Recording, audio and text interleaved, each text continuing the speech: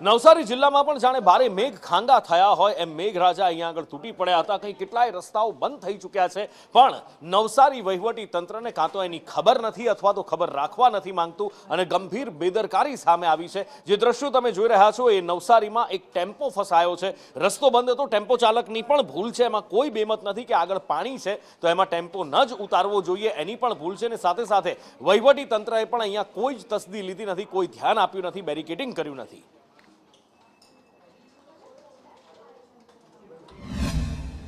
કાવેરી નદીના પાણીએ બિલીમોરા શહેરને હવે બાનમાં લેવાની શરૂઆત કરી છે, ત્યારે સીધા જ દ્રશ્યો હું ખાસ બતાવવા માંગીશ। આ દ્રશ્યો આપ જે જોઈ રહ્યા છો એ વાઘરેજ ટાઇડલ ડેમ નજીકના છે।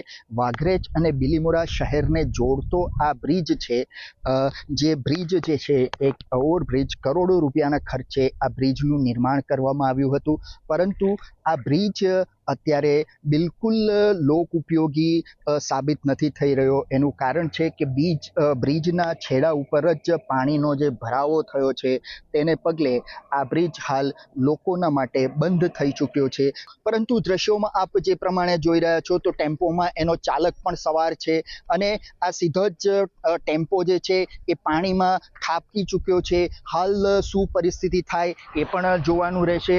આપણે અહીંયા સીધા જ દ્રશ્યો બતાવી રહ્યા છે, ટેમ્પોમાં તેનો ચાલક હાલ ત્યાં અંદર હાજર છે। વિશેષ જો વાત કરવામાં આવે તો આ વાઘરેજ અને બિલીમોરાને જોડતો જે ફ્લાયઓવર બ્રિજ છે તે હાલ બંધ થયો છે અને લોકોની હાલાકીમાં સતત વધારો થઈ રહ્યો છે।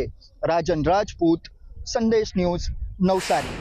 સંદેશ ન્યૂઝના કેમેરાની અંદર લાઈવ ટેમ્પો ખાબકતો કેદ થયો હતો અને આપણે સામાજિક જવાબદારી સ્વીકારતા સૌપ્રથમ 108 અને ફાયર વિભાગને જાણ કરવાનો પ્રયત્ન ચાલુ લાઈવની અંદર જ કર્યો હતો અને ત્યાં જે સામા છેડે આપણે ઊભા હતા ત્યારે પહેલાં તો હું એ દ્રશ્યો આપને બતાવવા માંગીશ। ટેમ્પો જે ખાબક્યો પાણીની અંદર ત્યારે આપણે સામા છેડે હતા, અત્યારે આ ટેમ્પો પાણીની અંદર ખાબકેલો આપ જોઈ શકો છો। ત્યાં જ એક બાળક છે એ પણ જીવના જોખમે અહીંયા જે પાણી ભરાયા છે ત્યાં નહાતો જોવા મળી રહ્યો છે।